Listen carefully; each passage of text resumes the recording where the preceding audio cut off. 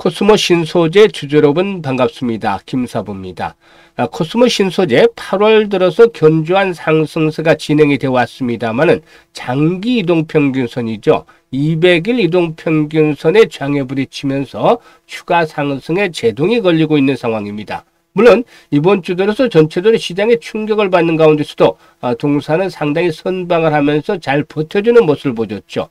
하지만 금요일시장에서는 양대 지수가 1% 정도가 상승하는 등 그동안 단기 충격에 따른 반등이 시도되고 있습니다만은 이 코스모 신소재는 오히려 역으로 1% 정도 하락을 하는 다소 좀 부진한 모습을 보여주고 있습니다. 역시 200일 이동평균선의 저항 돌파가 번번이 좌절이 되면서 이렇게 조정 흐름을 나타내고 있는데요. 다만 너무 실망하거나 걱정할 필요는 없습니다. 현재 시점에서 보면 추가적인 상승을 위한 에너지 축적 과정 또 눌림목 조정을 거치고 있는 그런 과정으로 볼 수가 있겠는데, 이런 조정 이후에 또다시 한 단계 더 레벨업들이 시도될 것이다. 따라서 이번 조정 국면을 잘 넘기는 것들이 필요 보이는데, 앞으로 대응 전략들 어떻게 가져갈 것인지 주변 여건들을 점검을 하면서 깔끔하게 정리해서 말씀을 드려보겠습니다. 그러면 구독과 함께 좋아요 꼭 눌러주시면 더 좋은 영상을 제작하는데 큰 힘이 되겠습니다.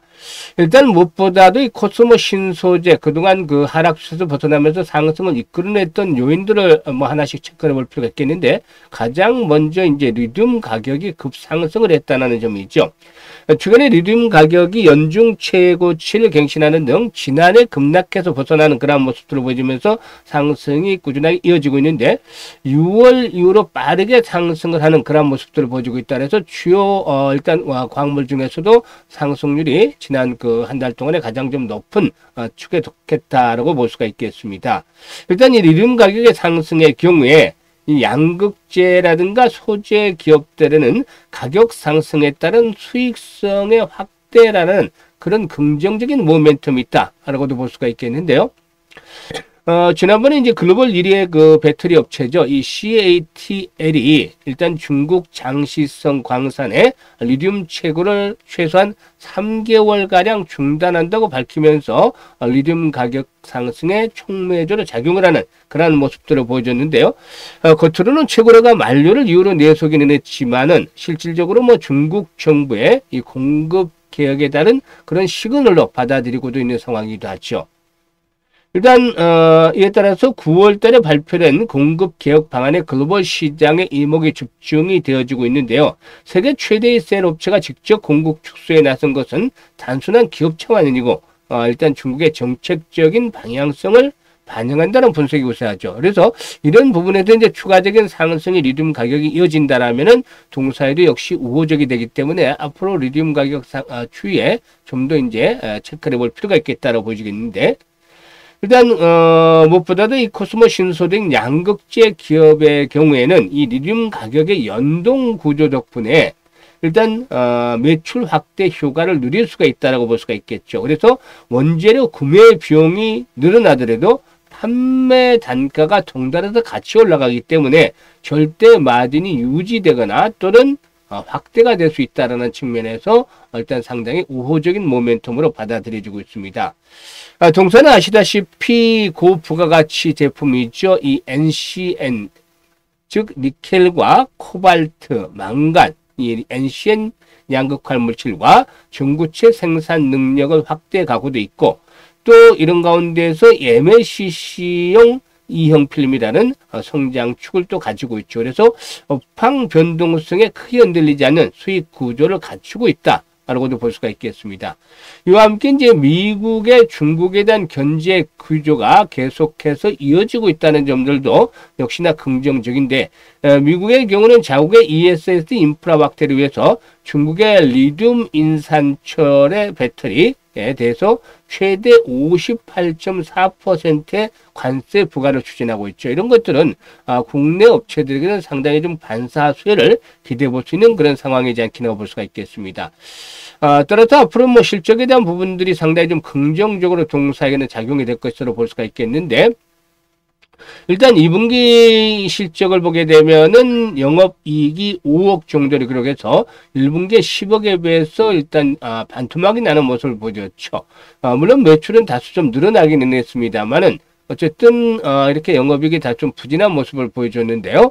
그래도 22개 분기 연속해서 흑자를 유지했다는 점은 상당히 좀 높게 평가를 해볼 수가 있지 않겠는가. 즉 경쟁 업체들에 비해서는 상당히 그나마 선방을 해줬다. 라고도 볼 수가 있겠습니다.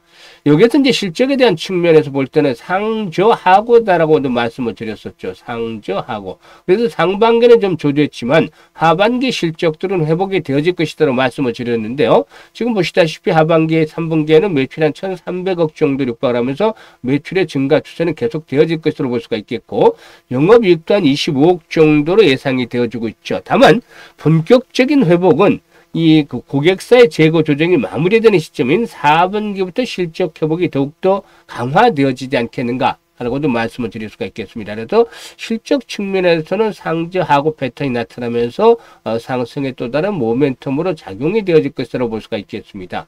그리고 재무구조 측면에서 봤을 때는 상당히 좀 뛰어나죠. 유보율이 1400%대 반면에 부채비는 50%대 불과합니다. 그래서 상당히 우수한 재무적 안정성을 갖추고 있는데 자산 가치가 높은 토지를 보유하고 있다는 점들도 역시나 장점이 되지 않겠는가. 그래서 일단 불황기를 버텨낼 수 있는 그런 튼튼한 동력을 만들어 나가고 있는데 이런 가운데서 이제 사모펀드 운용사죠. SG 프라이빗 에퀴티가 추진하는 코스모그룹 대상의 3천억 규모의 자금 조달도 순항을 하고 있는데 이런 자금 조달이 이루어지면 종사에 대해서도 이제 운영 자금의 확보가 좀 더 수월해지는 그런 모습들을 보여줄 것이다. 라고도 할 수가 있겠습니다.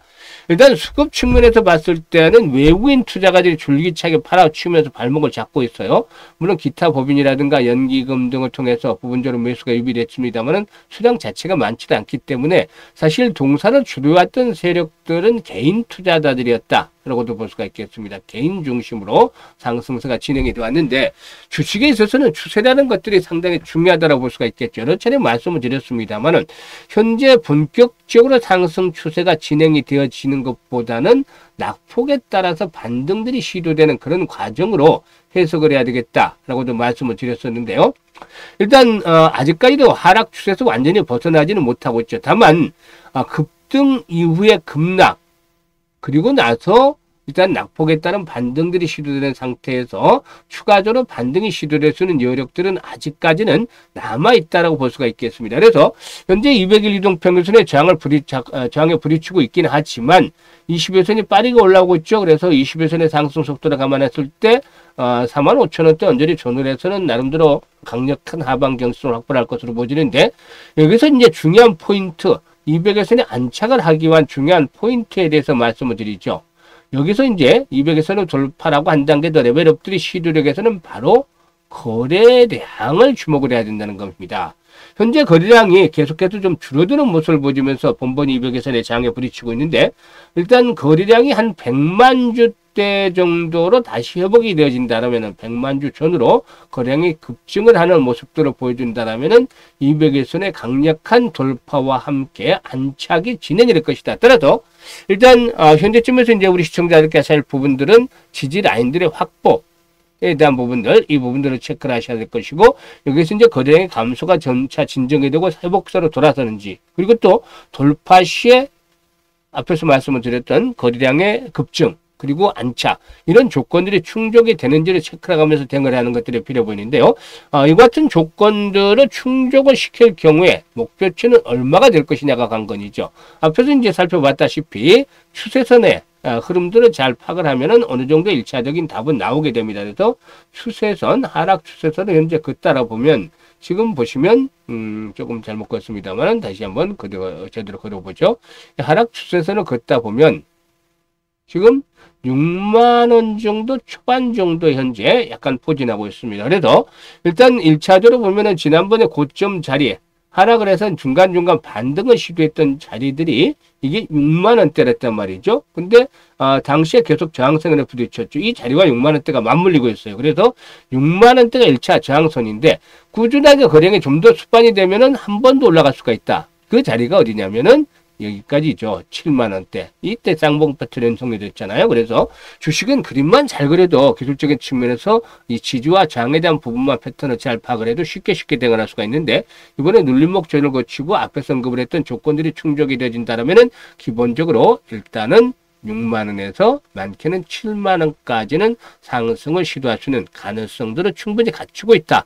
물론 아직 2차 전지 섹터가 전면적인 시장 중심에 부각을 되지는 못하고 있습니다. 하지만 이번 상승 이후에 다시 한번 이제 조정이 진행이 된다라면 그 당시 이제 진바닥 패턴들 만들어가면서 일단 점차적으로 회복 국면에 진입을 하지 않게 보여집니다. 따라서 이번에 1차적인 낙폭 과대에 따른 반등들이 시도되는 흐름에서 대응들을 잘 하시고 앞으로 본격적으로 회복 국면에서 다시 한번 재차 공략을 해나가는 그런 대응 전략을 가져간다라면은 충분히 일단 좋은 결과를 거둘 수가 있겠다라고 말씀을 드리겠습니다. 감사합니다.